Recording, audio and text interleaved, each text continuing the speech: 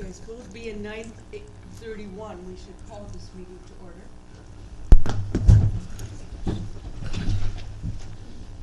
I pledge allegiance to the flag of the United States of America and to the republic for which it stands, one nation, under God, indivisible, with liberty and justice for all.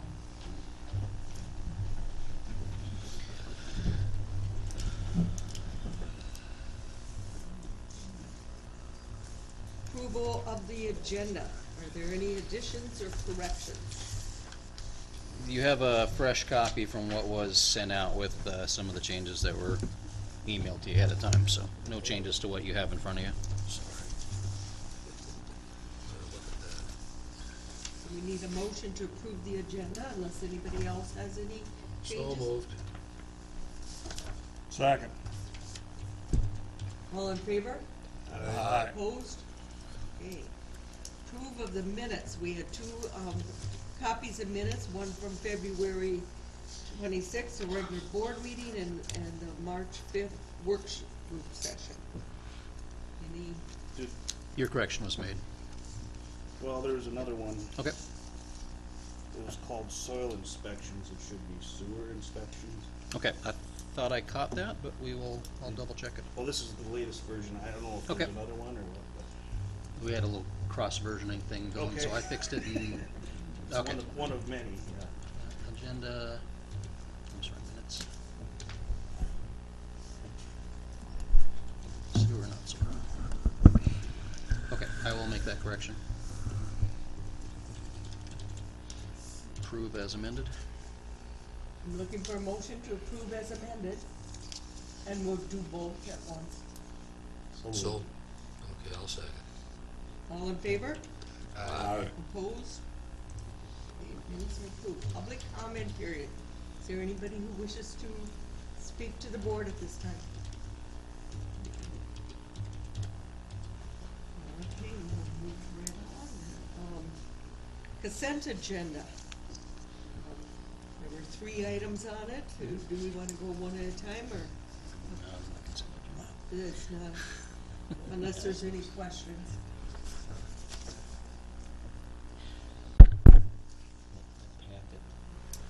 Oh. Yeah, just by comment, the technology refresh is the budgeted items, roughly 30 computers. It's spread across 3 budgets because we have the Public Health and Human Services, theirs comes through their funding sources. The Infosys is kind of all others, and then the Recorders comes out of their technology funds. So that's why it's split into 3 categories. But this is the annual refresh as planned.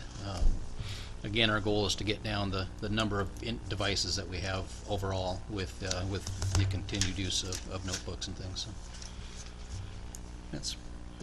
I did talk to Andy about that also, and it's all budgeted, and it's just routine there. Do you want to bring up anything on the recorder position, Chip? Or at this time, Well, no? Well, what I would bring up first and foremost is that we thank Geraldine Klug for 42 years of service to the county. That is an impressive record, and Sue's here to. Yeah, I think that Jerry has been an awesome asset to our county. I'm really sad to see her leave. She's in Hawaii right now, so she will be back next week, but then she will be, maybe she left for 2 months. Sounds wonderful. We're gonna be very missed. Mm-hmm.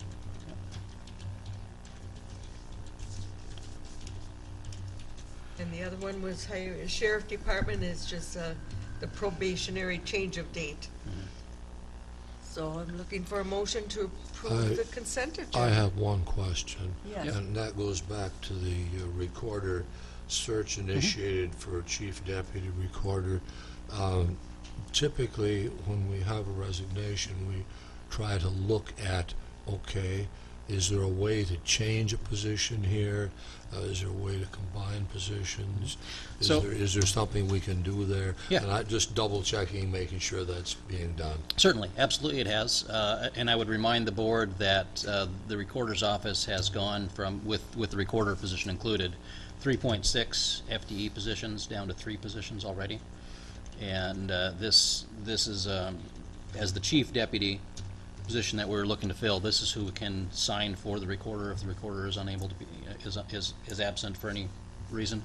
And so it's a critical position in the office.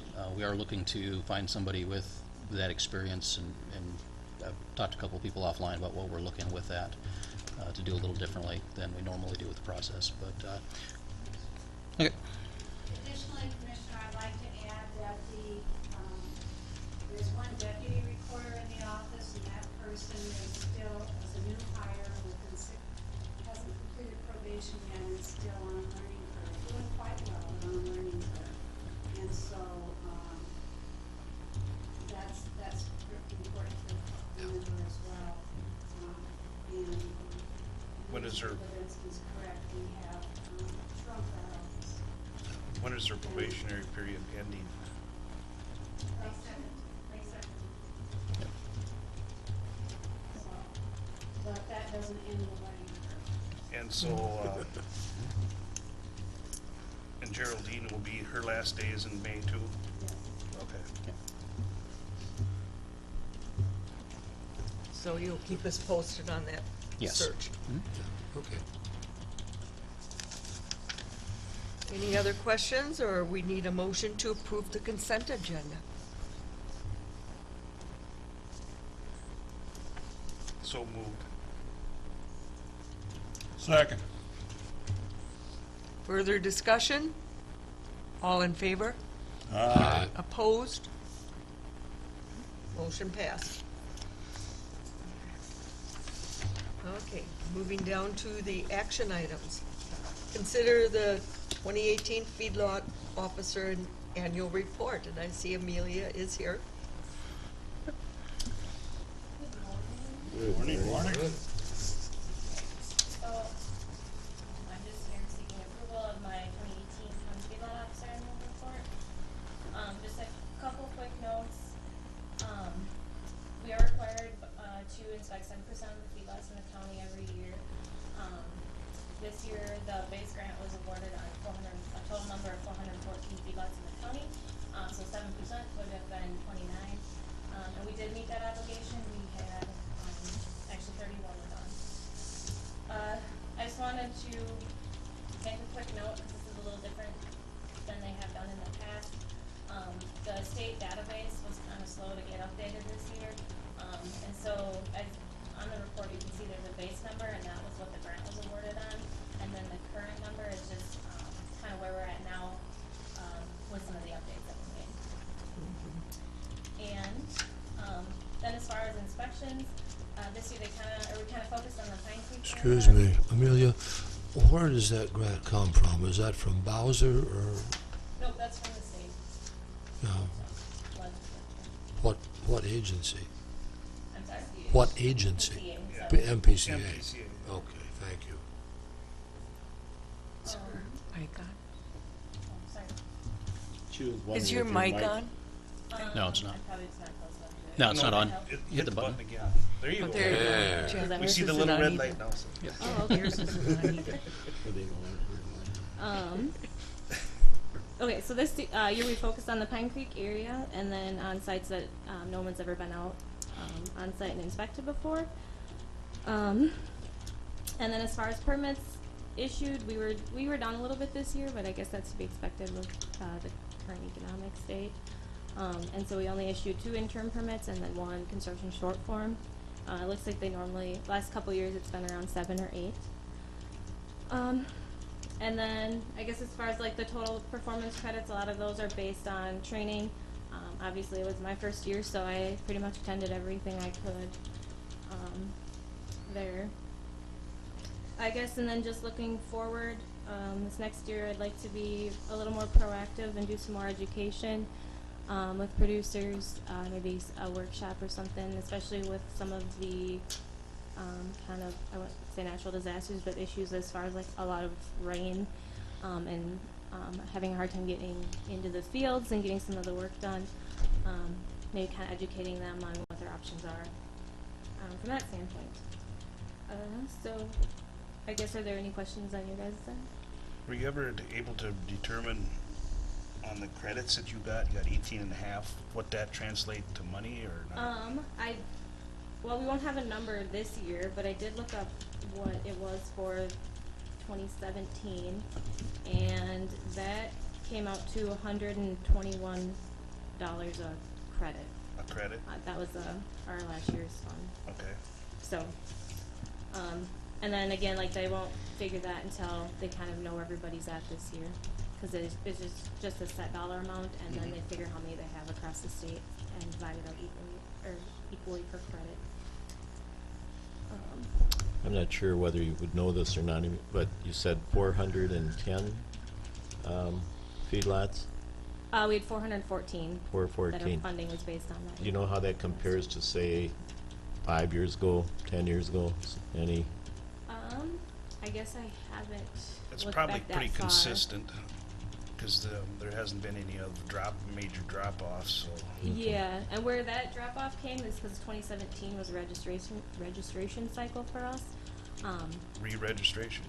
Or- Yep. Okay. Re-registration, they do it every 4 years. And so that's what they were kind of playing catch up on that. And so that's where we saw a few come down. I'm gonna try to do a few of those every year now instead of every 4, because they get really swamped if we do it that way. And so we might see a little change now from year to year rather than every 4 like it has been. Is there a push from MPCA to drop feedlots that, let's say they had a feedlot and it's no longer a feedlot, but is there a push to eliminate those? I guess I wouldn't say that they've really been telling us to get Okay. rid of them if they All haven't. I think the thought with some of them now is that if things improve, maybe they'll come back. Right, yeah, that's the idea. So Yep. they usually give, I think in the registration, the wording is if, what your numbers have been in 5 years, or within the last 5 Okay. years, Yep. so. I see one category here that sort of intrigues me. Back on the first page, at the bottom of the page, number 26, infield land application inspections? Yep, I think they even used to do them here, where they just go out and make sure that you're applying, meeting your setbacks, and certain things like that. In our last delegation agreement, we kind of opted out of that. It might be something we pick up in the future as I get better acquainted with my position, but it's determined in the delegation agreement, You know, and whether I or not would, you're required to. from my observations and experience, I would think that'd be a fairly important area to look at. Yeah. And Aaron can correct me if I'm wrong. I think that it's not only like going out and just looking at the field. There's some paperwork to go along with it. I'm sure there So is. shall I'm we familiar with some of it, Get more yeah. familiar with that. I think that Well, I can that's why they attest, kind of opted out. I can attest to some of this because I got a letter, a commenting on cause I had cleaned my lot out, spread it on the field, and I got a letter saying that I did a good job and it was all kosher and everything was correct. And I thought, well, what's this, you know? Well, that's what it was, an infield inspection. They happened to be going by on a neighbor that day and saw me out there doing the same thing, so he just did both, and so, that's what those are. I mean, they used to do them, you know? Yeah. In large part, that's why we discontinued that, and that we had several of those done in that manner that were thrown out by the MPCA during an annual review because they determined that you not only need to look at are you applying the correct distance from the river or the water feature, but you also, if you're going to do a infield inspection, you need to look at are you applying the correct quantities. In order to do that, you have to have the farmer demonstrate that he's had his manure tested and his records are being kept for how much he's applying. His spreader needs to be calibrated. Because that was never done, the MPCA wouldn't give us credit for those until we take it to that level of inspection. So until we can get to that level, we won't be doing the what those level 4s is what they call, or type 4s. Yeah, they just call them infield. They change that. Right, because location is only part of it. It's also the quantity of nitrogen that goes on the ground. So is there a animal unit threshold for that, or anything? I think, I believe that all producers are supposed to be tracking where they apply manure. We don't- And how much? and how Right. much, and know the nitrogen. So it's not 300 units or more, it's everybody. If anything, I would say it's 100 animal units, but to be honest, I haven't looked into it, I guess, since we don't do them at this point. Now, a little bit of this, I think, might play into what I'm going to talk about a little later. The Southeast Minnesota Water Resources Board is going to cease to exist in another month or two. Well, no, at the end of the year it will cease to exist.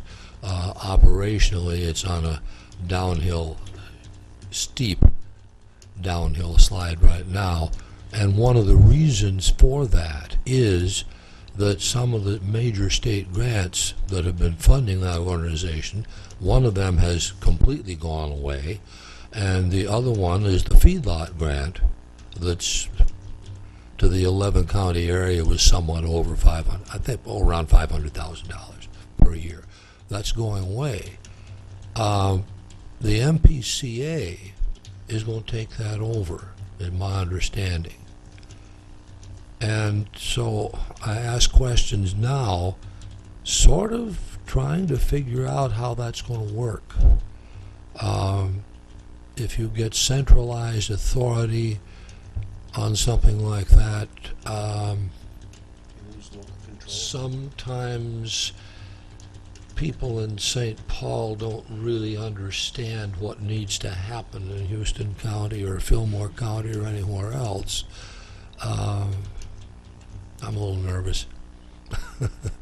That's why I ask questions like that. Just trying to figure things out ahead of time, hopefully. Obviously the potential for serious regulation is there. That's what I'm concerned about. Are there any other questions? Yeah, I would be concerned with that too when government takes over from the metro area on feedlots. Yeah. Well, We'd you like know, to you know retain what this- we were told in St. Paul. Yeah, we'd Yeah. like to Metro's taking over. we need to retain local control. I mean, we have a more of a feeling of what's going on out there in the countryside and what farmers have to deal with, so. Right. Well, we do need a motion to approve that annual report. for the I so move. I'll second that. Further discussion? All in favor? Aye. Opposed? Motion passed. Thanks. Thank you. And if you could stop and sign that for me later, Teresa, that'd be Sounds good.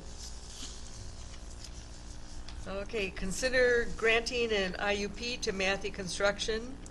You have that, Aaron? Aaron? I do. So I bring you a recommendation from the Planning Commission to approve and grant an interim use permit to Matthew Construction to operate a temporary asphalt plant in the Gangler Quarry. This plant would support several county road construction projects, County 249, 10, 20, 24, as well as County 2, 3, and I guess that's the end of the list.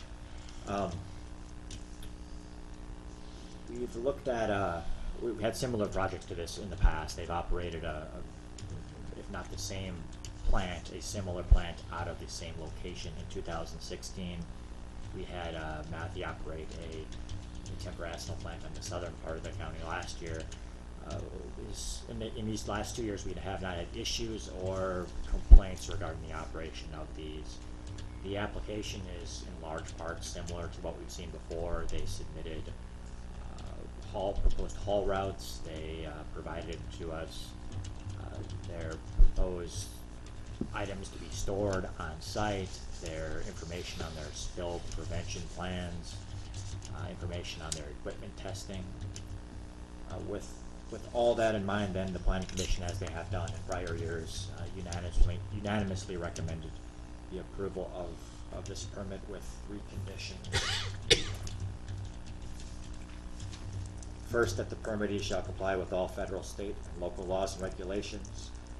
Secondly, the permit expiration shall be October 31st, 2019, and interim use permits are required to have a set expiration date.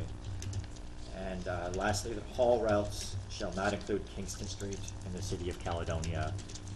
That was added because the proposed routes that they provided showed traffic on Kingston Street, and the commissioner's representative on the planning commission thought that that was not a prudent route to take. I'd be happy to answer any questions folks would have. I make a motion, we approve the interim permit. I'll second that. Could I suggest that you make a motion to adopt the findings of the planning commission and approve the Include that in my motion. Yes. I'll second that. Again. Further discussion? All in favor? Aye. Opposed? Okay, motion approved. Thank you. Thank you.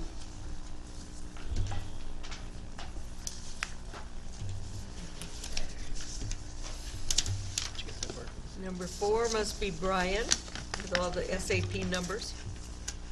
Consider approving the bids. Number 3. We have 3 first. Yes. Bridge projects first. My opinion, a copy of that actually. Yes, we got a copy here. Okay, so I have a few different action items today. The first item is discuss and approve or reject a low quote for various bridge replacement or bridge repair projects. So we budget $100,000 to $150,000 per year on bridge maintenance items, and then we go out for quotes each year depending on what we have for projects. And this year we sent 8 bids out for quotes. Our estimate was under $100,000, so we could quote it rather than formally advertising bid. We only received a quote back from one contractor, so we don't have a bunch of contractors to compare the numbers to. But when we looked at the quotes, 3 of the bridges that we had work quoted on for doing essentially a surface treatment of the bridge deck, where we'd flood seal the surface and put a sand aggregate on there for some texture when you get done, so you don't have problems with vehicles slipping and sliding around. Those 3 bids came in substantially above our estimate. We spoke with Minette Bridge Office out of District 6, out of Rochester, to see what they thought was our estimate a good number. We were using 2017 and 18 numbers for our estimate, and also, you know, that's work that they would do on the county's behalf, and we pay them for their time and materials. Minette's District 6 are actually the bridge offices in general from any of the districts. They do not do this work. They highly recommend the product. They like it, but they don't do the work themselves. They did say that the numbers that came in on those 3 are substantially above what they would expect. Their recommendation in mind would be to reject the bid for those 3 bridges. 3 more bridges, we did not get actual numbers submitted, so we would reject those 3 as well, which leaves us with 2 other bridges to do some crack sealing and some just general overall spot treatment on some decks. So my recommendation today is to approve the quote for bridge 28.511 and 28.525, and then reject the other 6 bridges. So we had the contractor come in and do the 2, the other 6 we would either get done at a different time or, yeah, I guess get done at a different time. And that rejection is based entirely on cost estimates being... Yeah, yes, the contractor could definitely do the work. They would do a good job. I'm not concerned about that. Just the numbers that we received are anywhere from 25 to 45% higher than what we've been told it probably should be, so it's a pretty substantial. Okay, difference. what do we face by putting them off, though? I mean, For these ones, It's just a seal, right? yeah, it's a sealant, so you're gonna get a little bit more salt and chlorides getting into the bridge, so it's gonna, but we're not talking critical nothing that's gonna, repair or, no, I mean, It's a maintenance thing. yeah, it's a maintenance, just, cracks, waiting a year, you're not gonna really notice anything for deterioration on the surface or structurally. I mean, these bridges are designed to last 80 years, so I mean, it's, okay. So we're looking to approve 2 of the bids and reject 6 of them, basically, due to cost. So moved. Second. Further discussion or questions? All in favor? Well, just we'll make sure that the motion is stating the right accepting and the right denying. Okay. Yeah, Here's the, it was kind of vague, Yeah. approve 2 and reject Yeah, 6. and, so on the second We need page, numbers, the first yeah. page of the packet said, which bridges to accept or reject. here's the, it was in the board packet. This is the other project, so I just reprinted it for you. So here's the, As long as that gets in the minutes correct, that's Yep. all. Yep. yep. Bridge 28-525 on County State Aid 20, and Bridge 28-511 on 26 are the 2 that we are awarding.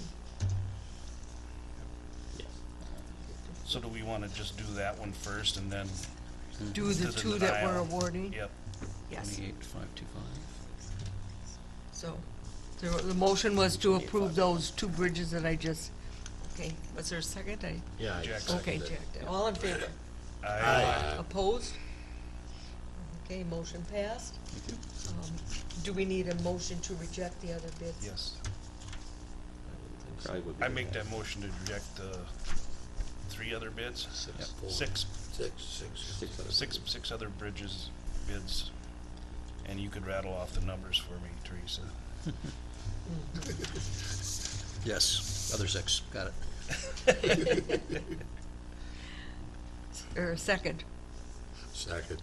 All in favor? Aye. Opposed? Motion passed. The second item is discussion, and then ultimately, if the board's comfortable to make a motion on approving or rejecting the low bid on project SAP 028-030-006. So this is tied to 3 other SAP numbers. It is what the project entails is resurfacing 6 blocks of County Road 29, which is also Elm Street within La Crescent, going from South 3rd Street to North 3rd Street. It is the resurfacing and doing some little bit of curb and gutter work to create a couple curb extensions within the city of Caledonia on County 3, and repaving County 2 and Eitzen from Trunk Highway 76 over to County State Aid Highway 23, just outside of Eitzen. So we received 1 bid on this. I've had a lot of discussions internally with my staff, with various people at the state. I met with Administrator Babinski yesterday to talk about this bid. The 1 bid was from Matthew Construction.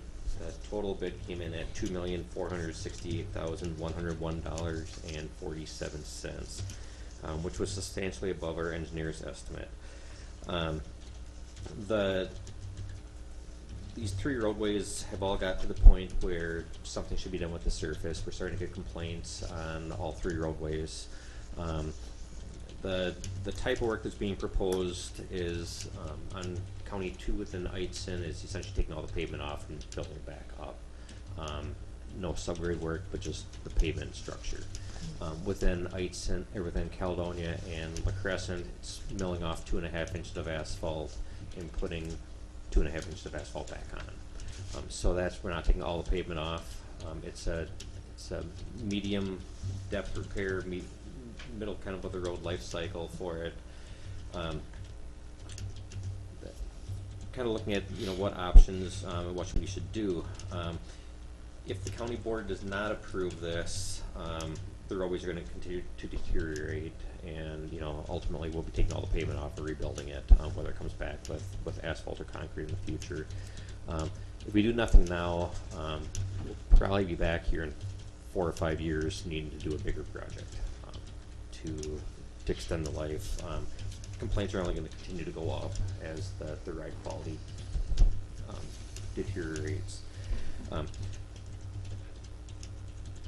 Speaking with MnDOT, looking at the cost numbers throughout the state and throughout the region, the bid came in higher than what we would like to have seen. The statewide, our estimate included a bunch of statewide total numbers if we didn't have numbers from our county specific. We did not have access to the region numbers that MnDOT District 6 office has. So if you use MnDOT District 6 office, our bids come in a little bit closer to the estimate would have increased closer to the actual bid, but we still would be paying a premium in our county for this. MnDOT has said that there's 3 counties in southeast Minnesota that our bids are historically 10 to 15% higher than the other counties, due to overall lack of competition in the area. If we reject this bid and we come back and rebid it in 1 year from now, similar project, I do not think that we're going to get better bids, just because right now we have an asphalt plant that's was just approved earlier today, that's going to be setting up within a couple miles of Caledonia. If we rebid this next year, that plant's going to probably be set up at the same spot for this project, and we're going to be paying for that mobilization cost. Or if they don't set up a plant, they're going to be trucking the asphalt down from one of the other asphalt plants set up, whether it's either up in Winona County or La Crosse County. We're going to be paying some type of premium to get that asphalt here. The concrete cost that's associated with the project, look at those numbers, again, we're maybe a little bit on the high side, but not substantially out of line with what they're seeing within southeastern Minnesota. There are some individual line items within the bid that I look at, but I do think if we rebid, we could very well get better numbers on those individual items. But where we get better numbers, or potentially get better numbers on their relatively small dollar amount, dollar quantities, that ultimately we probably would end up worse in the end, or at least no better to rebid. So, Brian, where does the funding for the 2 million come from? Yep. So this project would be entirely paid for out of our county road or county state aid road construction account, and there's a municipal state aid account. So essentially, it's our state gas tax funding sources. It's not local levy money that's paying for this project. If this were to be approved, and the projects that we have scheduled for this year, which is high dollar projects, we have a total of, I can't remember, 7 million worth of state aid money on projects this year. If everything comes in right on budget, exactly as bid out, we would end up with a total of $66,924 in that state aid account. We get over $3 million into that account each year, so 66,000 is a small percentage of what we actually get. It would not impact our 2020 paving project stuff.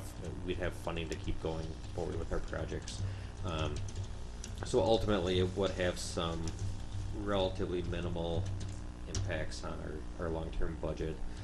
The bids that came in on the previous paving project, those numbers came in under the estimates, so that helps in some ways to account for you're under on some, over on others. Have you devised a plan on Elm Street for diverting traffic? I mean, it's a very busy thoroughfare. Yep, so it's gonna be essentially flagger controlled, operation, milling operation, you know, they're in and out of that within, you know, a day or two. Paving the same thing, it's only one lift of asphalt, it's gonna go real quick. Quick. So And you're flaggers take saying people like through. stop this lane and Yes. stop it, okay. One lane. Yep, so that's real quick. You know, there's gonna be some traffic that's gonna skirt out other ways to get around it, but it's only 6 blocks, it's relatively short, so. We have talked to the cities, we did put in the bid that they're only gonna be doing, work on sidewalks and the handicap ramps on one side of the street at a time. So that way people that are walking around the community, are either gonna walk on the east side or the west side of Elm. Same thing within Caledonia. Within the communities, when they have their festivals or different activities going on, we have no work during those periods, so that way we're not impacting those events going on in town. So we're trying to minimize impacts to the community. You know, overall, I think it'll be a very good project, worthwhile for the communities. You know, it'll be nice to be done with it. Just the cost isn't exactly what we want, and there are gonna be some inconveniences during construction. We have sent out letters to the residents informing them that we do have this project coming up. If the board rejects it, we'll send out revised letters saying the project's gonna be delayed. So that we're trying to make sure everyone's aware of who to contact if they have issues. And then the one thing I would like to do if the board does approve this today, I've been speaking with the city of Caledonia, met with their city council here a couple weeks ago. We were looking at installing push button activated pipe crossing, similar to like what's done over in the Crescent on South 3rd Street. The number that came in this bid was substantially higher than what I anticipated it being. But that's a separate issue, right? So that issue, well, within Caledonia, this is Oh, this okay. is within this Yeah, project. yeah. There's a separate one in the Crescent. Yeah, that's a that's the one separate I'm, issue. yeah. Yep, so this one here is something that's not required. It could be taken out of the project without impacting the rest of the project. It could be done, you know, as a standalone type project. I would recommend, you know, talking to the contractor and saying, let's take it out of the project. We don't need it. It was a feature that would be nice to have within Caledonia. I don't think it is worth paying a premium for that one item. And I don't want to reveal what that item is at a public meeting here, but it's double more than double what we paid elsewhere. These projects should start when? I've been told that the rural area paving project they're hoping to do in June. So when they would like to have this paving done around that same time when the plant's here. So I would anticipate that they would start the concrete work as soon as road bans go off this spring. So in mid-May, and then hopefully get everything paved in July, and then they'll be done out of the area by early to mid-August. You're anticipating that the snow will be gone by then? We're hoping so. How much closer were the numbers when you took into account of the southeast region? If you add southeast region and then you add the 15% premium for, Yep. once you add that, and then How much closer did that get you to your estimate? then we're so they really focused on 4 bigger item numbers, that those items then would become within about within anywhere from 2 to 10% of our estimate. Instead of the 27. Instead of the 27. Now, they didn't look at all these other smaller numbers. Right. You know, there is a number, like when I mentioned that crosswalk, when we did our project in Crescent, that flashing beacon came in at $13,052. On this project, it came in at $30,000 per crossing, so more than double. So there's some items like that, you know, MnDOT gave us a number on their estimate. That number wouldn't have changed. You know, our estimate was, you know, pretty solid there. So overall, within the project, it would have maybe reduced that down, you know, from 27% down to 13%. You know, and that's adding some premium cost into that as well. I'm confused, Brian. The La Crescent 13, Caledonia 30, those are two different companies, or how's that discrepancy explained? I didn't put together the bid. You know, it all depends on who they got quotes from, and what those quotes came in at, so, I don't know. Okay, and again, just so I try to get an understanding of this, District 6,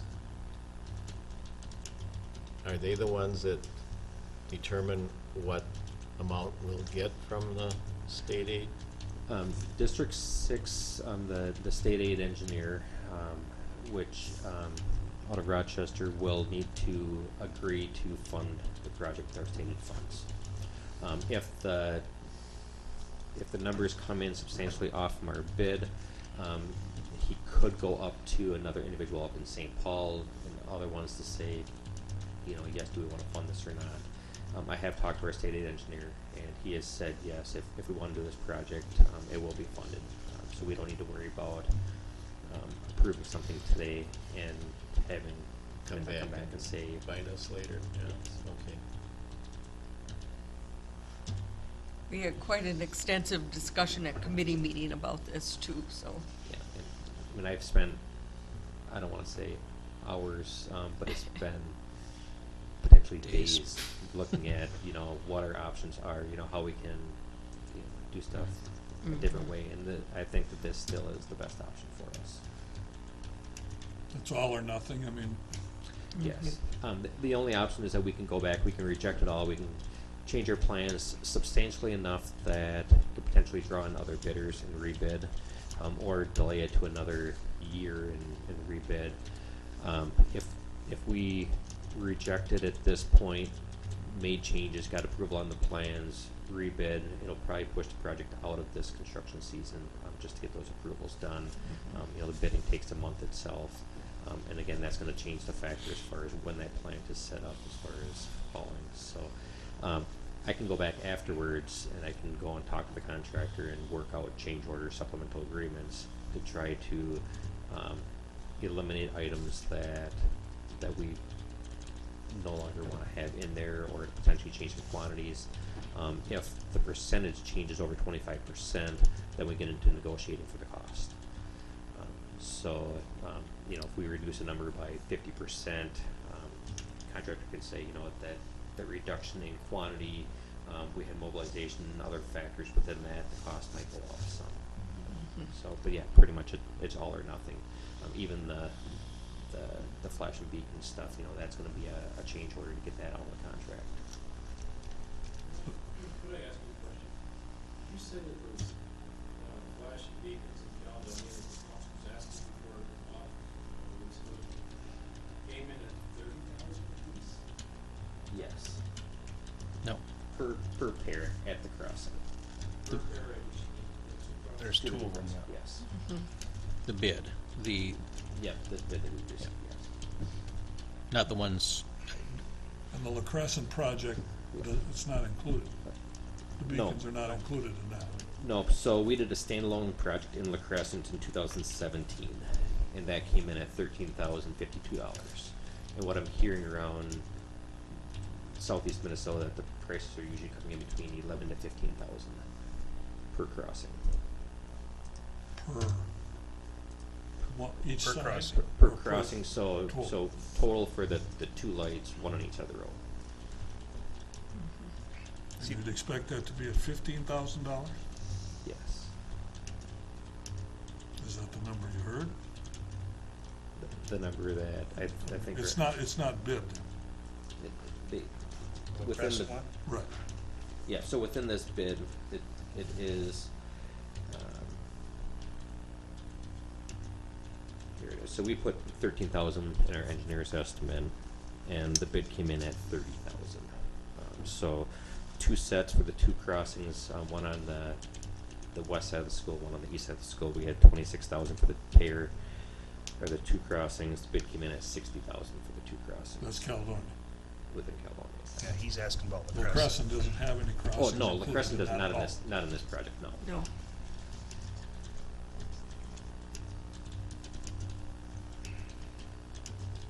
Now, there's ADA work in this too, right? Yep, so about 2/3 of the cost is That's related the- with the ADA, the handicap stuff. When I break it out, the paving related items is $1,678, or $1,678,000.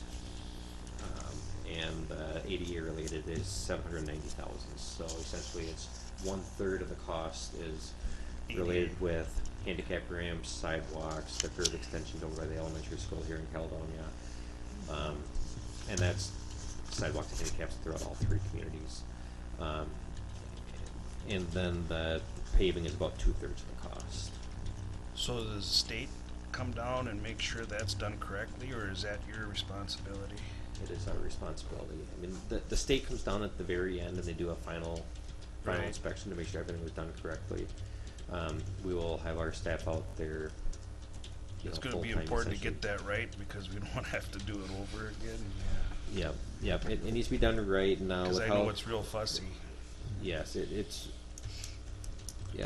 tough to build these to meet standards, to meet I mean, specs. when you only have an inch of leeway, you know, that isn't very much. A lot less than that in some areas. Yeah. And the contract with how the specs are written now, statewide, is that the contractor is responsible for redoing the ramp if it does not meet spec. So they put it in, doesn't meet spec, we tell them to rip it out, they redo it. If it doesn't meet spec, tell them to rip it out a second time and redo it a third time, you know.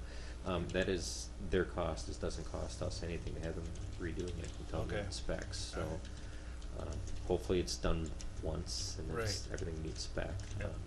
Just a curiosity too, on Elm Street, who's responsible for the crosswalks?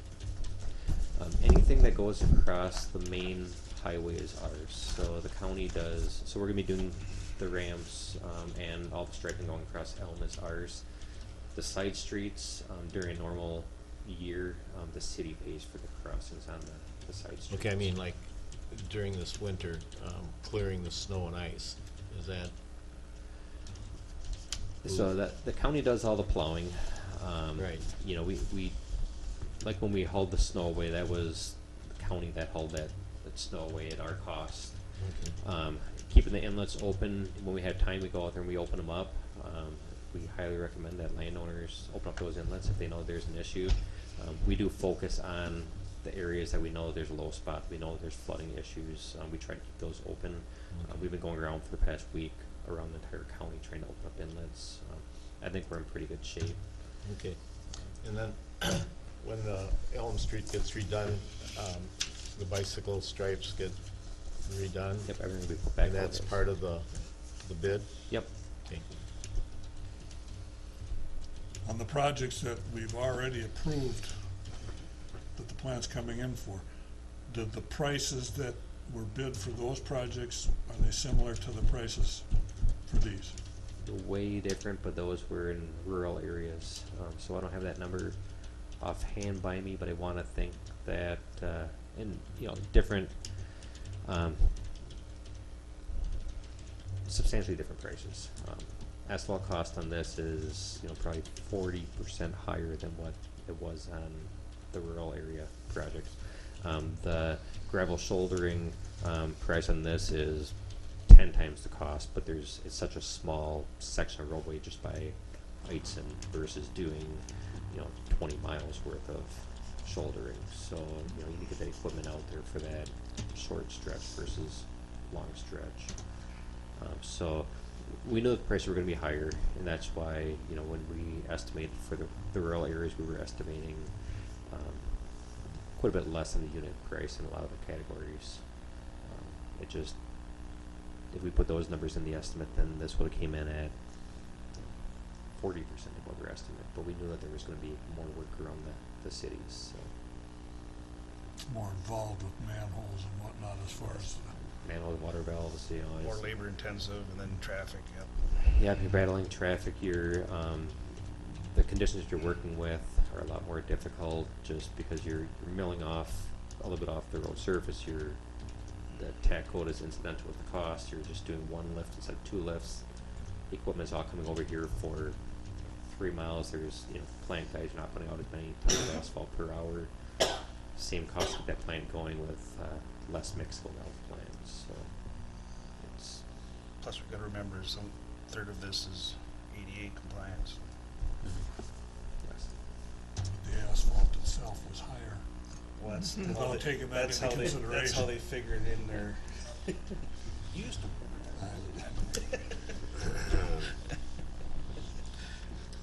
Well, we're looking for a motion to approve these three projects, which is County 29, County 3, and what was the third? 2. 2. Oh, I had 2 written down, okay. That's the Eitzen one, right, 2, okay. And it's your recommendation to approve. Yes, I really don't see a better option for us at this point. So, you know, Well, with some and hesitation, I again- recommend approval. And I'd say he changed his mind when we were first discussing this. He was leaning towards rejecting it, and they've taken a long, hard look and talked a lot about whether or not to go forward. So Okay, approving it, again, just, I don't know, I don't like when it's like, well, this is state money, this is, you know, it's all tax money. Yep. I mean, nothing's free, but I still prefer the fact that we're not levying anything for these projects. Okay, and it's not going to substantially affect other critical work because we're spending more on this and have less to spend somewhere else. That would be your feeling, Brian? Correct, yes. And the Okay. reason why my recommendation, and like I said, initially my recommendation was leaning toward, you know, rejecting it and finding some other option. But when I weighed, you know, the current pavement condition, what we can do to prolong the existing life without doing this type of project, the cost, and if we delayed this for 4 or 5 years for what that type of project would be, it kind of, the economics still says this is the best project to go to be in the county's best interest in the long run. So, All right, I would move to approve the 3 projects that were described by Teresa. And taking out the crosswalk. yeah, so I will, what I will do, so the approval, it's gonna be, it needs to be an all or nothing. Essentially, we're gonna And either you're just gonna pull approve that it. out. And then you'll do I a will change go of and I will order. do a change order Okay. with the Okay. contractor to get it removed. Hopefully at no cost to the county, there might be some nominal cost to get that removed. Okay. And then I will notify the city of Caledonia, we're gonna take it out, school district. And then we can look, depending on how things function, we can always do a standalone project to add in the future. There is no reason why they can't be done independently, so. You okay with that? That's I'll fine. second the motion. Further Burns discussion? seconded Miller motion. Pardon? Sorry, just- All in Notes. favor? Aye. Opposed? Motion approved. Thank you. The third item then is discussion on approval to purchase a new plow truck with the box, similar to what was done, or I shouldn't say similar, identical to what was done in January. So if you look back over history, we used to order a plow truck in January. We would receive it sometime between August and October. Maybe we'd order, I should say August and September. We'd maybe order it in February. We'd get it in September or October. So it would take us about 7 to 8 months to get a truck. We ordered it.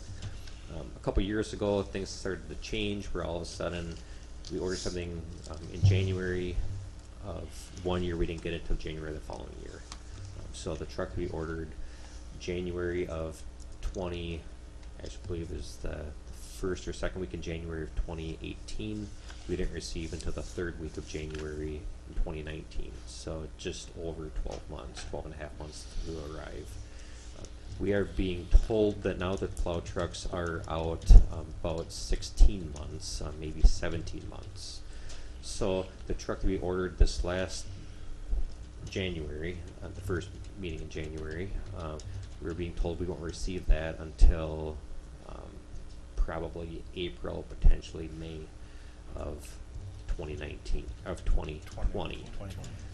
So, you know, so now we're receiving our plow trucks, instead of getting them just prior to winter to have them for winter operations, we're getting them in the spring. And that delay also has pushed us back by 8-9 months on our cycle. So we have not budgeted anything yet for 20, or there's no official approved 2020 budget, but if we order a plow truck right now in March of 2019, we won't receive it till probably about August of 2020, which would fall under the 2020 budget. And we can buy it now under the current state bid prices. If we wait till April 1st, it falls under the next state bid contract, of which I have been told by multiple people that the price is going to be going up. And without knowing what the official numbers are, been told we can probably estimate it's going to go up 5 to 7% on costs. So if it ends up being at 5%, you know, that's going to push our cost of our unit up by waiting at least, you know, in that $12,000 to $13,000 ballpark. It could be higher. State bid could come in a little bit less than that, but we know that it's not going down. We've been told it's going to be going up. That would also get us that truck before winter. We can get that truck, get it all set up, and we're ready to go come plowing for 2020. So. Brian, do you have any feel for why these things are taking so much longer? What's going on? Just the capacity at the manufacturing place.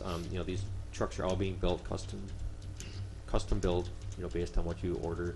They've always been made that way, but just the overall backlog is just that much farther back.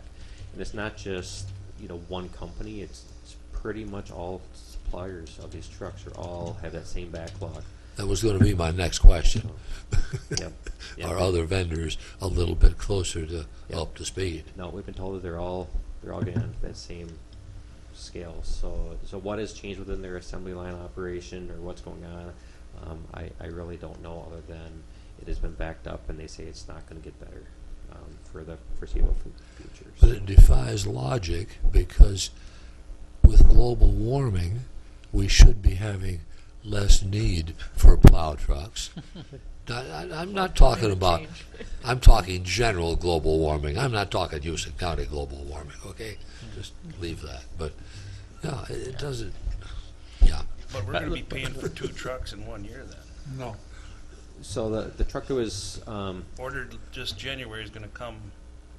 so we had 2020. budgeted for in 2019 for a plow truck. So if we get that by the end of February, the truck will probably pay for in 2019, because there's actually 2 different.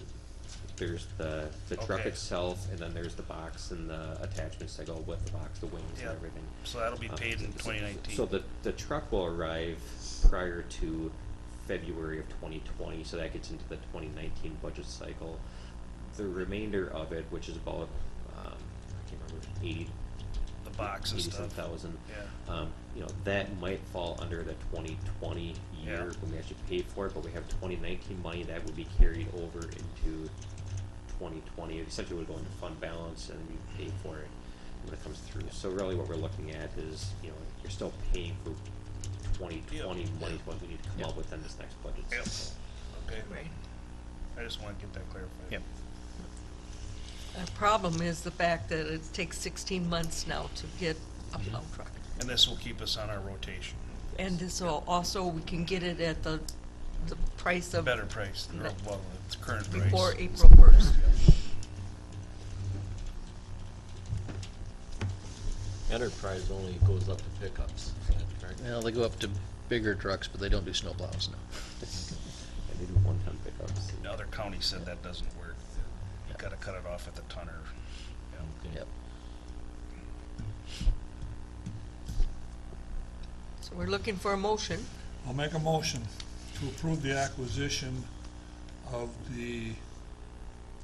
or the ordering of a truck to be delivered in 2020 that will be part of the 2020 budget.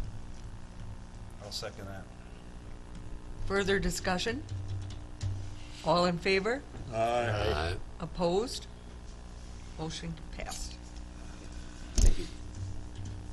Oh, Brian, you want to bring up about the road bans?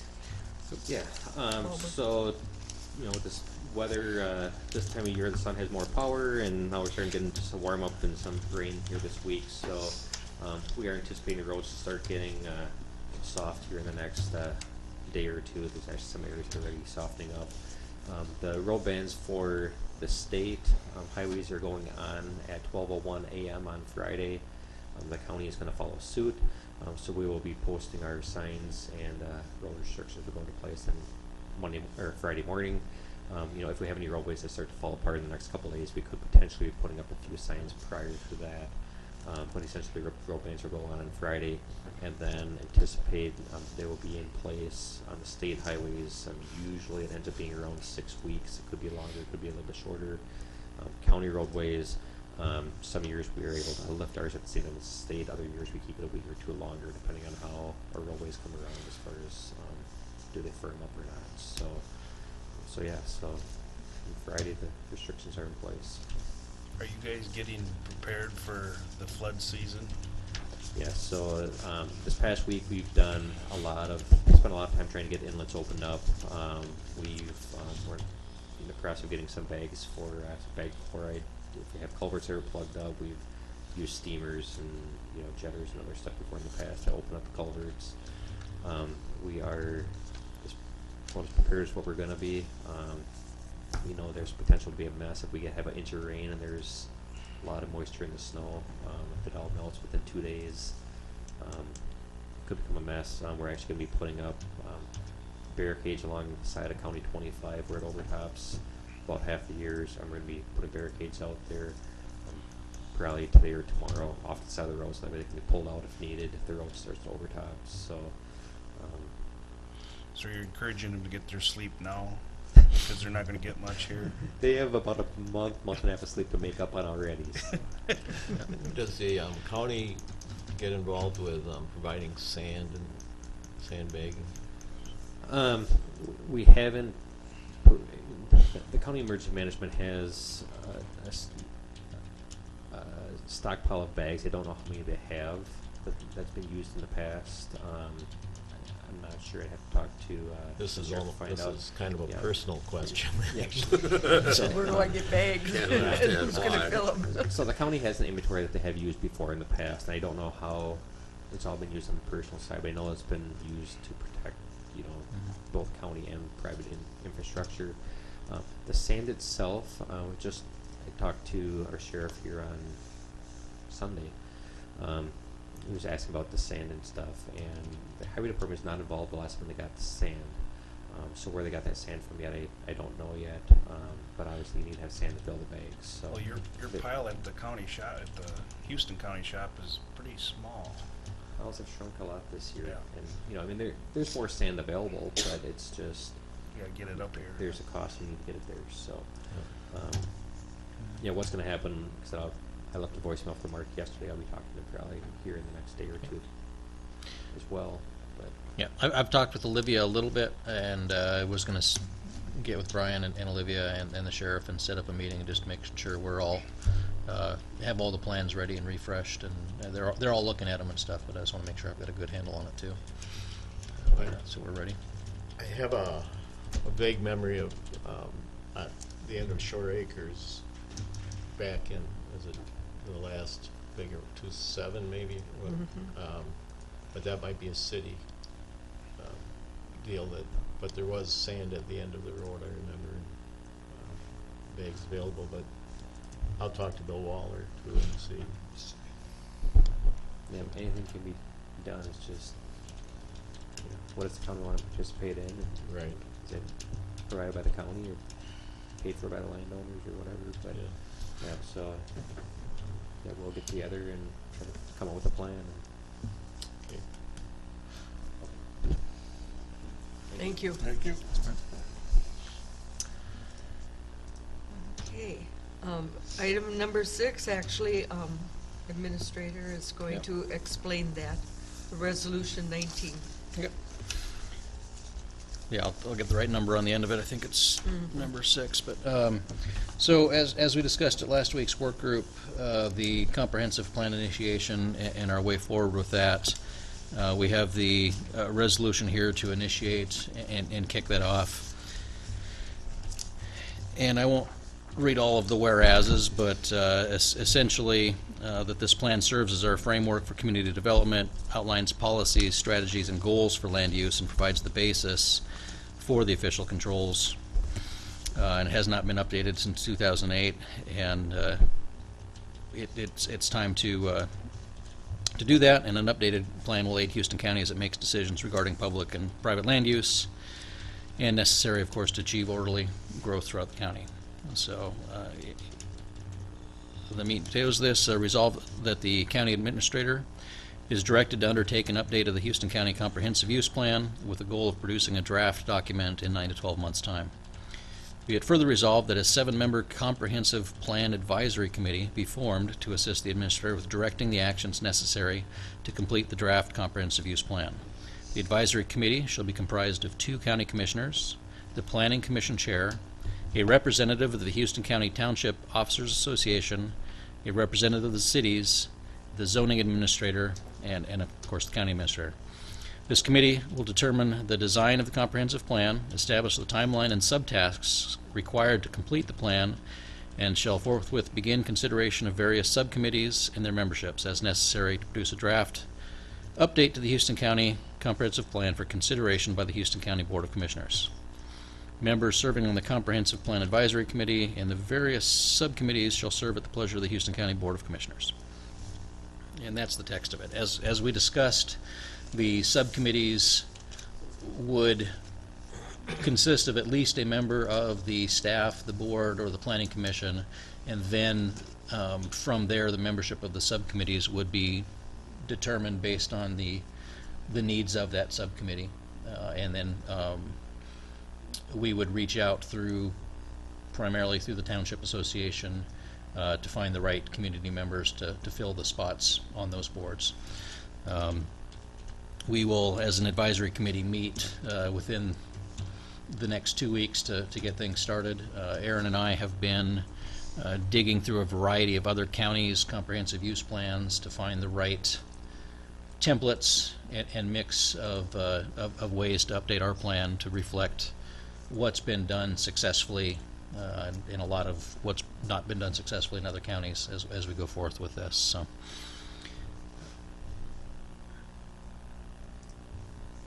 With that, We're looking for a motion to approve the resolution for the comprehensive plan initiation.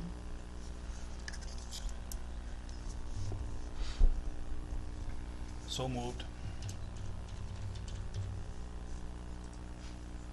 I'll second it. Further discussion. This is the initial planning group that will determine the subgroups that are going to work in various aspects of the comprehensive plan. Yep. Yes. And detail the timeline. And as we discussed, this group would have the lead on arranging for the public inputs, opportunities. We've talked about doing the survey and such to the whole county to provide inputs and things. And so this group would coordinate those efforts and then subdivide tasks out for individual chapters of the plan, if you will, or areas that need to be considered to subgroups. Can you mention this week?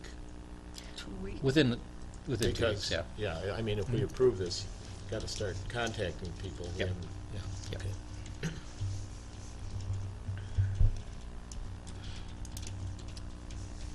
Further discussion? All in favor? Aye. Opposed? While we're on that, did Fred Fred is back, okay. While we're still talking about this, there is a spot for 2 county commissioners. Are there 2 people on this board that would be willing to be on the initiation of the comprehensive plan? Fred and Bob. Okay. I don't think we need a motion to that effect. You have your 2 commissioners. Okay. All right. You need a motion on that? You said? I don't think we Oh, need a okay. motion All right. for that. We just needed a volunteers. Okay. And moving on, let's see. You were gonna talk on commissioner salary change? Right, yeah, we had, after multiple conversations with the county attorney, rather than a resolution and policy change at this point, his recommendation is that we do individual motions to cover this year, if there's salary changes desired, and then we can address a non-uniform salary for next year when the board makes those decisions, usually in December. So his recommended way to do it this year is that if an individual on the board wishes to have a reduced salary, they would make that motion, second it, could be involved in the discussion, and then would abstain from the voting. So, with that, That said, I I would request that my salary be reduced from the $19,016 and whatever cents it is to $12,000. Is there a second? No, that's not a motion. I can't Oh. make a motion to that Yeah, because you it's can make, involving me. you can make the motion, right? I can make the motion, or can I not make the motion because it's You a have to personal, abstain it's a from personal voting issue? on it. You guys just abstain from voting. yeah. You can make the motion, and I'll second that. Okay. If that's the way it's okay. 12,000, you said? Yes. Further discussion? All in favor of approving Bob's motion? Aye.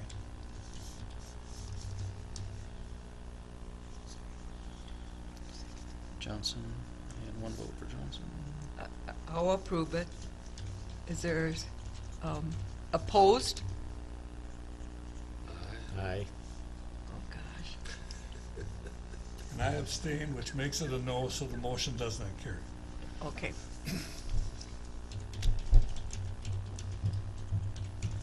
Well, I make a motion, I reduce my salary to $7,200. I'll second your motion. Further discussion? All in favor? I would like to have a little Okay. bit of discussion about Okay. this. I wasn't sure how that was gonna come down. Believe it or not, there is some logic to this. I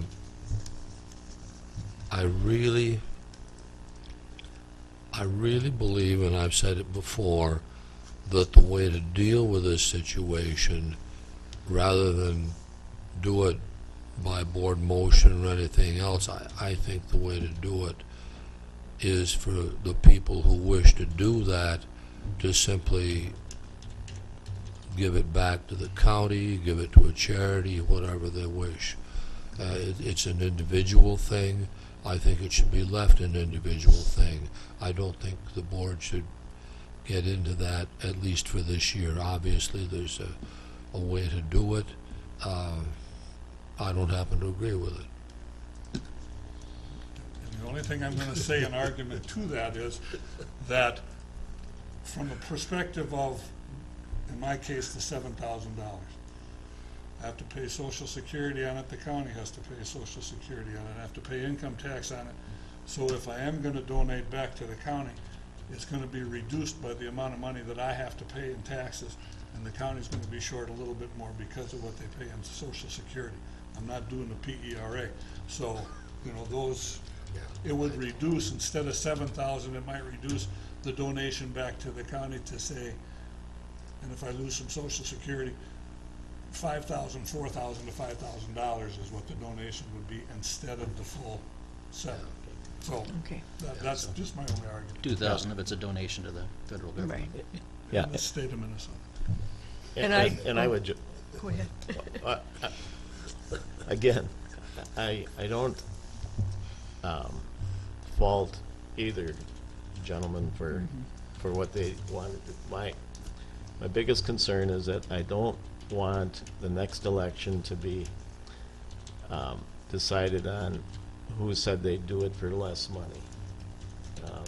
I just think that there are people out there who feel they can't do it unless they get paid what it's being offered because of their particular financial situation and their ability to give the time and the compensation that they would expect for their time. So I would rather, again, have a election across the board. This is a position, this is what it pays, and who's running. And then afterward, if somebody, again, decides that they would prefer to take less money, then that can be an individual decision, Okay. not a formalized. That's the underlying logic to what I said earlier. I was gonna say the same thing. I really believe it's the position we're setting the salary for, not the person. Anyway, we have a motion and a second. All in favor of reducing Eric's? Aye.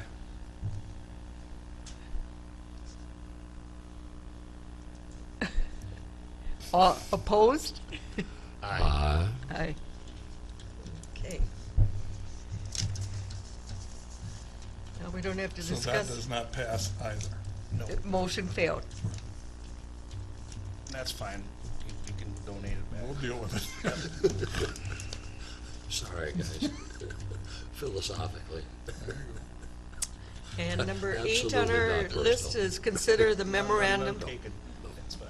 of agreement with LES 415. You want to explain that also? Yes, this is to settle a grievance over, sorry, I'm trying to find it and pull it up here for you. This was after the mediation with Yes. the Yep. officer, okay. Yeah, on behalf of Deputy Sass, with Local 417. And essentially, he's withdrawn the grievance this is a result of organizational change within the sheriff's office.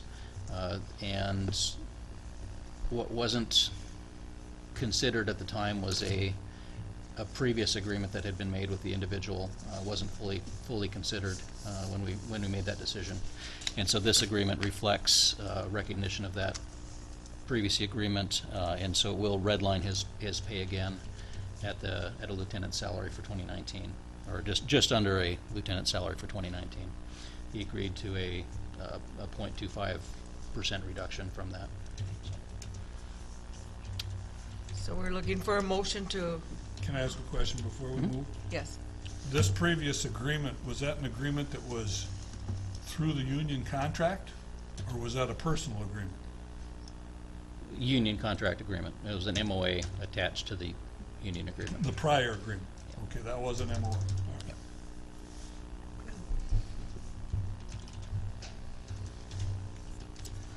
Oh, I'm looking for a motion to approve the MOA.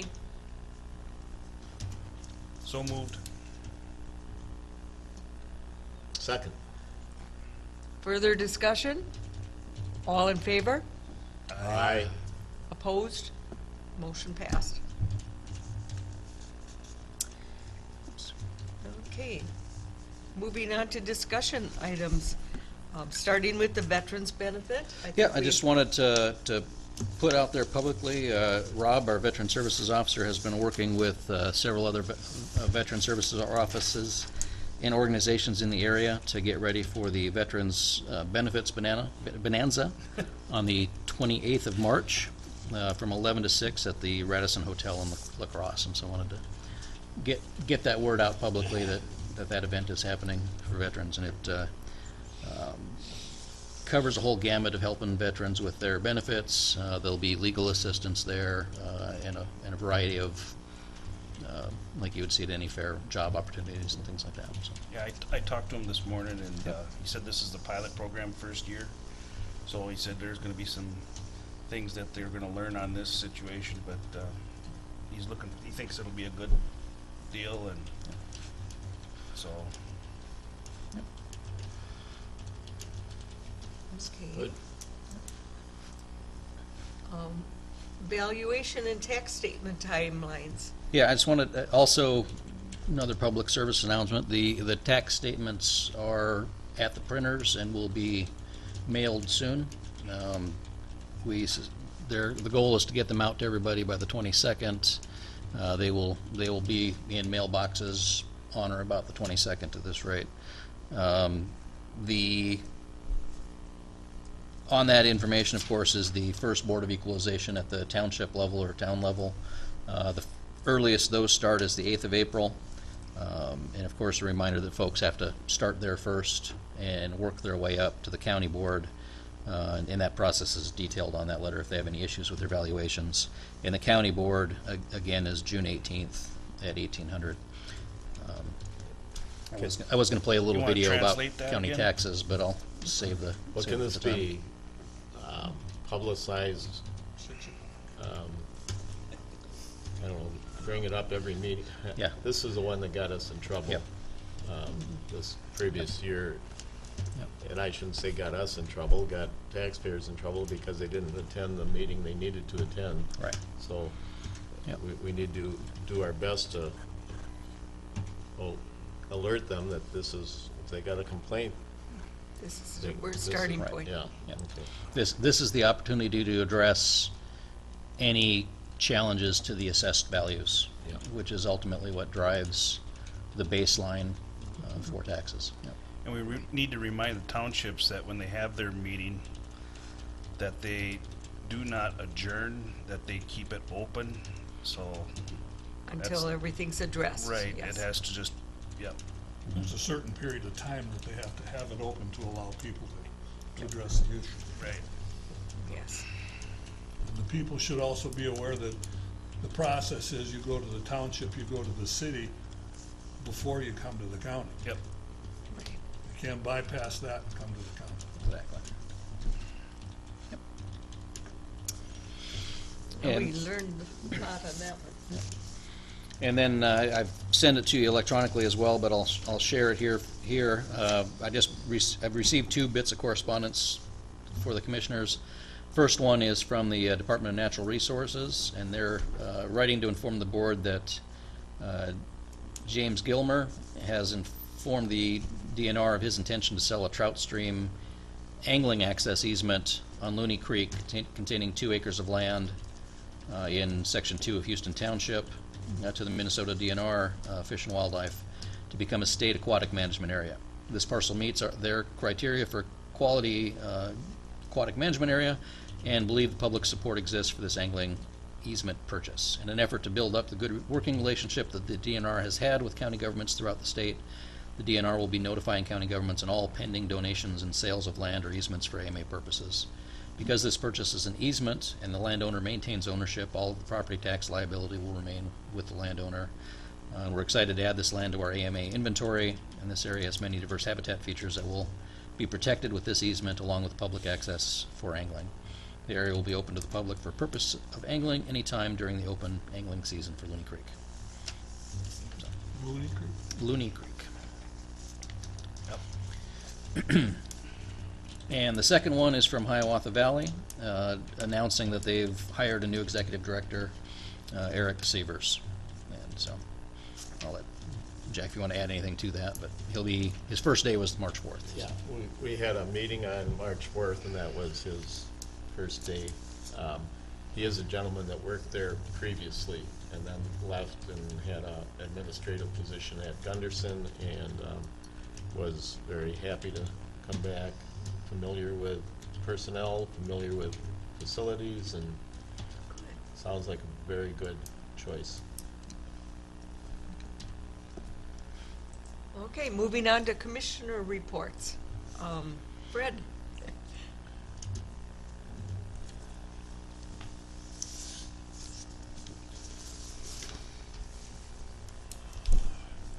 As I talked about a little bit before, the Southeast Minnesota Water Resources Board will cease to exist at the end of this year. That board has been in existence for, if I'm not mistaken, the number was quoted yesterday is 21 years. That board has been responsible for overseeing all kinds of water resources issues and remedies and whatnot in the 11-county area for that amount of time. It's been funded, originally was funded by the state through Bowser, the Board of Water Resource Management, whatever it is, and was fully funded by the state. Several years ago, the state withdrew part of that funding. Several of those organizations in the state, I think there were around a dozen of these Water Resource Board organizations in the state. Several of those gave up at that point. Southeast Minnesota did not. All of the county boards in this area then, to make up the difference that the state wasn't giving us to stay in operation, was to contribute $5,000 each to the administrative expenses of that organization, which partially funded a position and whatever was needed in support, although the position was basically one individual doing all of the administrating, all the paperwork involved with it, all of the grant writing, all that sort of stuff. The rest of the money, obviously you don't hire somebody that's good at grant writing for $55,000. The rest of that money, which was another 30 or 40,000, depending on the year, came off the top on some of the grants. Now, grants supposedly are not for, grants are for projects. Grants aren't for administration. But I don't understand how that was done, but it was done in a kosher way. There wasn't anything illegal, immoral, or fattening about the way it was done. But part of the money then for that person, the administrative expenses, was coming from the grants. Well, a year ago, we lost a substantial grant with which people had been funding various projects basically along the Mississippi River with some of the communities there who really don't have adequate wastewater treatment.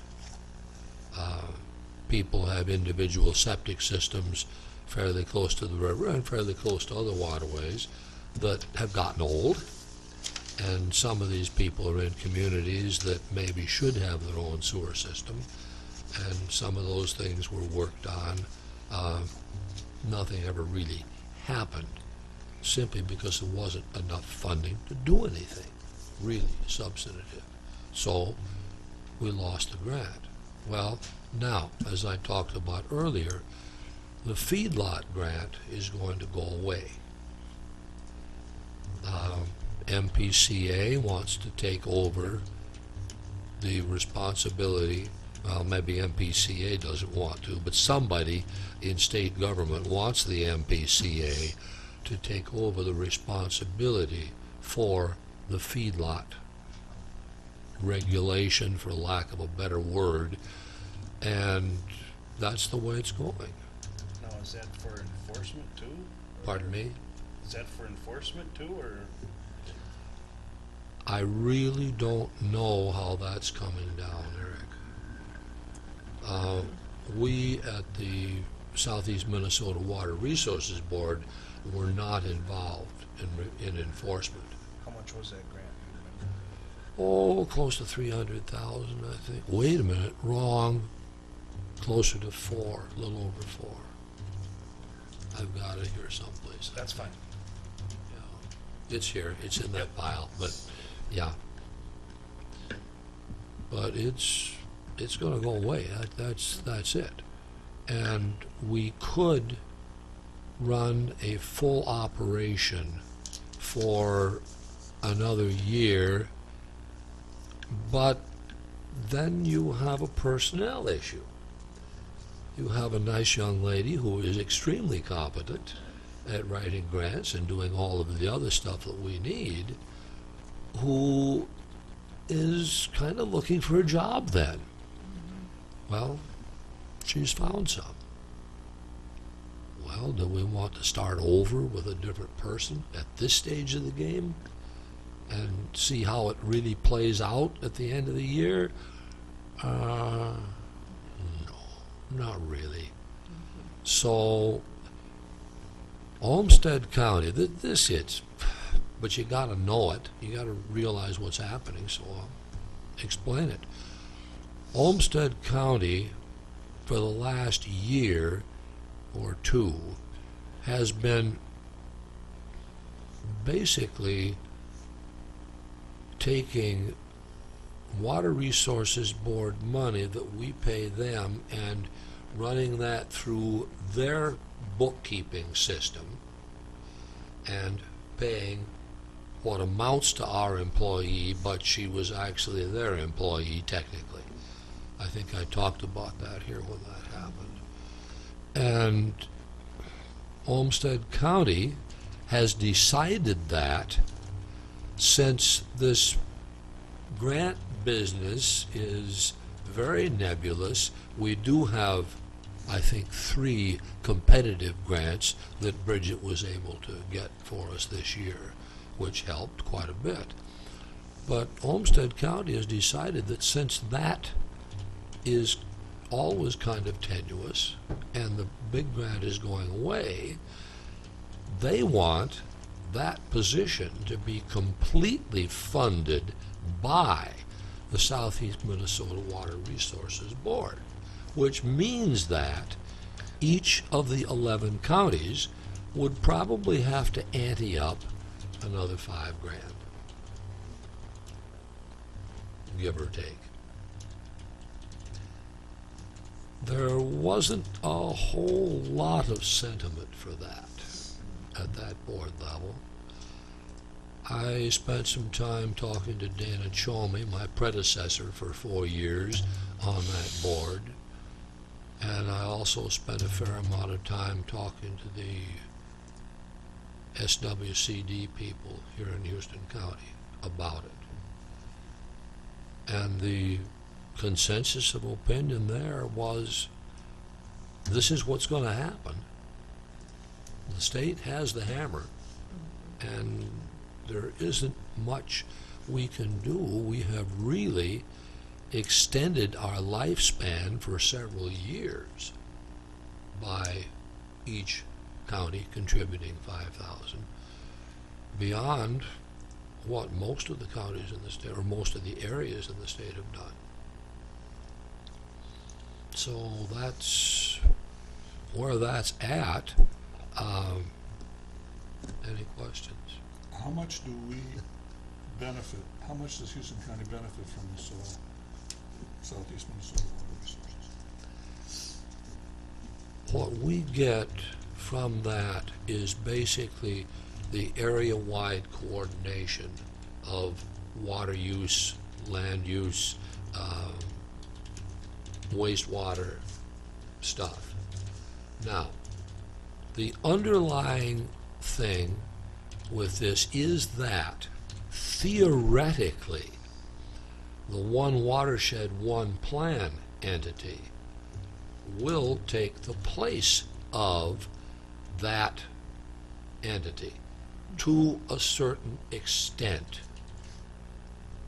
It's not going to do everything. There's going to be some gaps, and the Pollution Control Agency, among others, will take some of that over. Therein lies a concern, but I just don't see that there's anything we can do about it.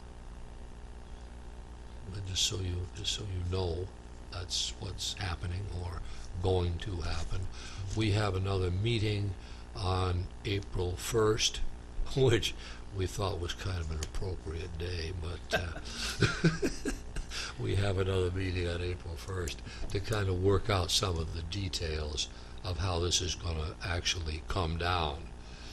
Olmsted County simply will not host that position anymore. They're done as of, I believe, end of April, because we have to give 30 days notice and they have to give 30 days notice. So their hosting of it is done as of the end of it's the end of April, or sometime in April.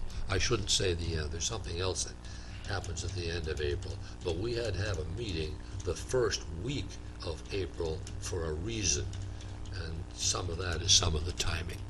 But in any event, the details of how Dodge County will host that position for the rest of the year have to be worked out among the involved parties.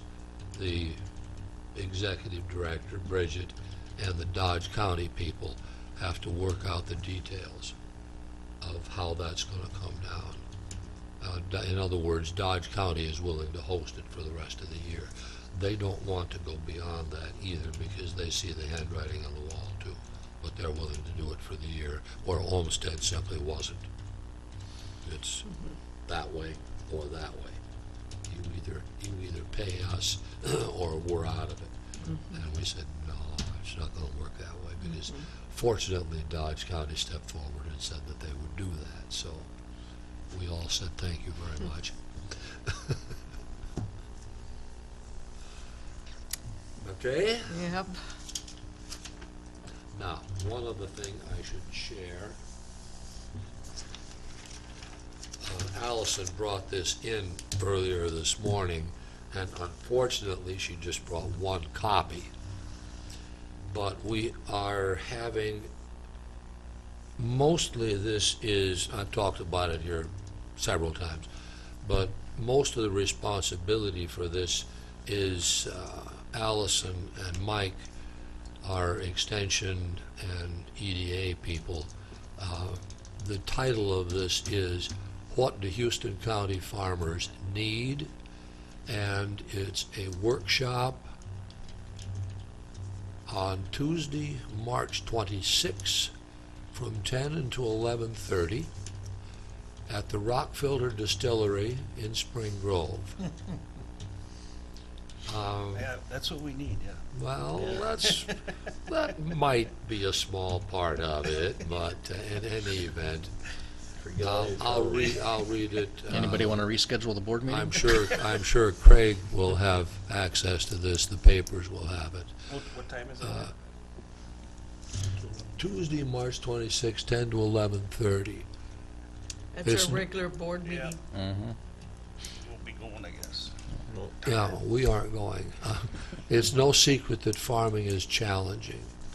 Current economic conditions are making it even more so.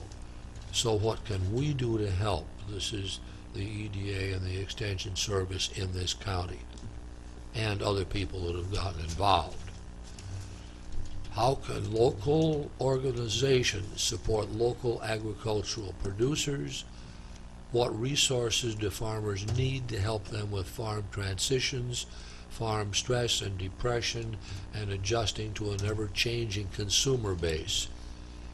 If you have an idea or want to talk about this topic, then join us for a roundtable discussion. We will even bring along some coffee and donuts to sweeten the deal. Okay? And I'll pass that down. Again, we're working on two separate projects with this. One, the current cyclical economic down cycle in large-scale commodity markets, and then there will also obviously be some discussion of what can individuals do to attempt to get out of that dependence on that cycle. What can we do to enhance our profitability as farmers other than the large-scale commodity work? And there are a lot of ideas out there, and those two people will have some materials available at that meeting to talk about that. I assume she'll put together a summary and bring us that information that Well, picked up of at the meeting. course, assuming that we talk rapidly that Tuesday, we might actually that's get not there for possible. some of the refreshments. Yes, they'll She'll have have materials some. available.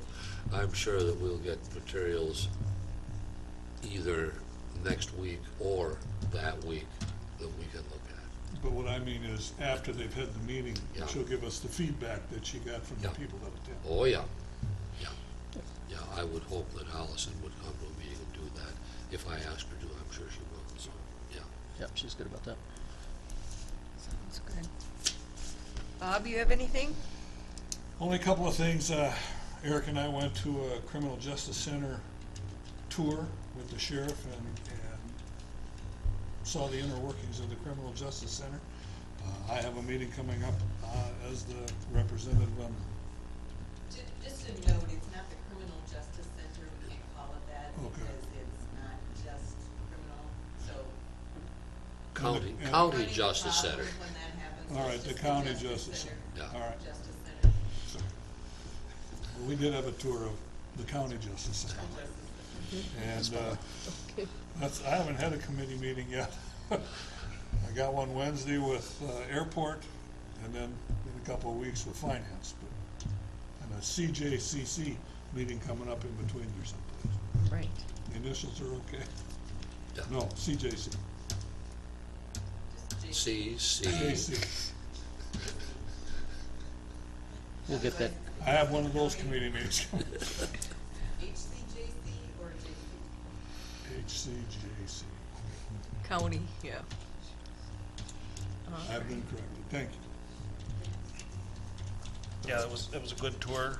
It's the first time I've got to see the, you know, I saw some of it before, but yeah, it's the first time I got to see the inner workings of it. And I'd have to say it's laid out well, and everything's being utilized like they should, so, yeah, it was No interesting. pool. Yeah, there's no shaowers or anything like that, so, but, for the sheriff. But anyway, are you done, Bob? Yes, sir, Yep. I am. I had my first SEMCAC meeting. It's the third try at it. We finally had it last night, and in St. Charles. They got a lot going on. Wayne Stenberg, from their administrator, resigned, so they're in the process of doing a search. That's a shock. I heard Yeah. that at Workforce too. Yep. So they awarded a bid He's to. been there for a long time. Yep. Yeah. Yep. And so they're doing a search now. They awarded a bid last night to do a search, competitive search for an administrator. In the meantime, Larry Connery is gonna take over and help out when they need some assistance on that for the next 30 to 90 days. Hopefully by then they'll have somebody. They also have a transit building project in Casson that's going on that I didn't know about, but that's going on schedule. That's gonna be complete by July 1st, and they're hopefully going to be able to move in June 1st and get the final completion done by July 1st. But that's for their buses and stuff up there in the office building, so it was kinda interesting. They've got, it's a $2.2 million project. It's a 10,500 square foot building with 6,000 square feet, 6,500 square feet of garage area with a wash bay and stuff for their buses, then 4,000 square feet for their office, so that kinda gives us a perspective of what building costs are for, like, you know, when it comes to our highway department, so that's not an overly big building, so, but they have to follow all the codes that, because of the money they received to build that, so, Right. so, where's that at? Casson. Casson. Yep. But everything's on schedule with that, even with the challenging weather, they're still working on it, so. How much benefit do we see down here from the building up there? It's the southeast, so, yeah, it's not a lot. We do see SEMCAC buses, and actually, La Crescent area, contracted with SEMCAC to do their, senior dining in their mobile meals, and I did it last week, and I thought it worked wonderful. It Yeah. really did, I did the week before. yeah. I think there were some, he came a little late. Okay, and mine came early, so I Had was, to shuffle things around, but I think the plan is solid, should be good going forward. yeah. That's all I have. Okay. Well, Fred and I had an EDA meeting last Wednesday, and the budget looked good, the financials, can't think of anything real significant that came out of it other than the Caledonia Bakery was supposed to have opened Saturday. Those of you that live around here may, It's open. yeah. Yeah, So, it's open. Jeff knows. and other than that, Fred, can you think of anything that went on at the meeting that, oh wait, you weren't there. I'll pass on that one. I forgot. Because I was at a basketball game in the Twin Cities the Yeah, night before, didn't get home till about 1:30, I'm so sorry. I slept through that meeting. Yeah, no, but, no, that's all I have. Can I ask a question about that? Sure. Is there any EDA projects that are approved but not getting anywhere? Yes, Kind of waiting on them to see what happens? kind of put a deadline on one in particular that, gotta see some motion or we're gonna withdraw the appropriation. The city has basically done the same thing there. Yeah. That it, Jack? That's it. I got a call from Jackson County that they are looking to discontinue their home care program as a county, and they wanted to know kind of what we went through and how we approached it, so it was recommended by Mary Marshall that they call us, so. But, I've been up in Rochester a lot lately, because we're doing interviews for our regional director for workforce development, and it takes a lot of time, as you know how that goes. There was a meeting with Winona County, I didn't go, but Aaron went, on that feasibility study that we got a grant for, 3 counties to see if it's even feasible to do a compost program, which would be housed up in Winona if it does move forward. But our task is to see how much Houston County would use it. You know, Winona County has colleges and schools and stuff where, and nursing homes where we really don't, we might not have that much that we would contribute as a county. No cost to us at this point, just a study. The county township meeting is April 12th, I think. It's right here at the HJC building, HCJC building for, on April 12th, 6:30. And today is Township Day in Minnesota, so all of our townships, 17 of them, will have their annual meeting where they set their budgets. And also it's an election day in your townships too. So, and that was basically what I have. And I as have- we're already running behind. Teresa, I Yes. have one thing that I should say. I missed it earlier.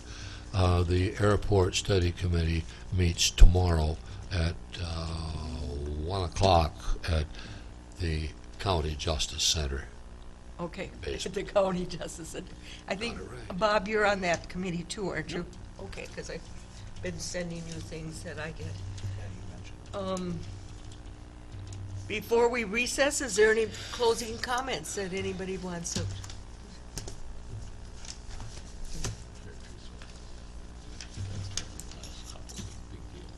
I know, but they want me to do closing, if Yvonne wants to talk about it. Oh, should we not do it? Oh. Okay, yeah, sorry. Give that. Good morning, Commissioners. Morning. Yvonne Krogstad, I live in Caledonia Township. I got a frog this morning. I haven't seen anything, so I have a couple of questions. Has a vacancy on the Planning and Zoning Commission been published? If not, why not? In filling that position, do you plan to abide by the ordinance and seek someone from District 3?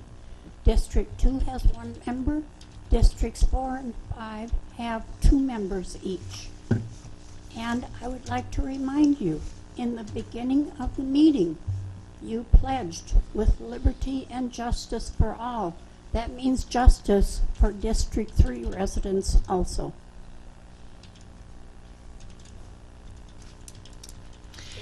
The posting for it will be out soon. I'm working with HR to get it out. We are following the policy that was last approved by the board, where the vacancy will be posted on the website, local papers, and forwarded to township clerks for a minimum period of 2 weeks prior to the application deadline. Applications will be accepted from persons residing in the county with the goal of representation from all commissioner districts. The HR director, in consultation with the zoning administrator and, well, when this was written, it was 2 different positions, shall prepare the application questions. We will use what we used last time. To be considered, interested residents must submit the completed applications to the personnel office by the posted deadline. All eligible applications will be forwarded to the Board of Commissioners with sufficient time to review. Each board member shall review and rank order all applicants, and then the 2 top candidates will be voted on by the full board. Same way we did it last time, with the HR office responsible for providing the information from those packages to the board. Yep. In response to that, I would like to remind you, Mr. Burns was elected on February 12th. It's now a month later, and nothing has been done to fill that position. Noted. It's noted, okay. If there's no other closing comments, at this time I would suggest we recess. Even though it's spelled wrong on the sheet here. So I'll make a motion to recess the meeting for 5 minutes. Sound okay That's to fine. everybody? Yep. Okay. And then go into closed session afterwards. Yes. I'll second that. All in favor of recess? Aye. Opposed? Okay. Can take it. Over to you. Okay. The board has come out of closed session after doing a employee evaluation of our new administrator with a lot of very positive discussion. And we're moving on. We're moving forward. I make a motion, we adjourn. I'll second that. All in favor of adjourning? Aye. Motion to adjourn. Passed.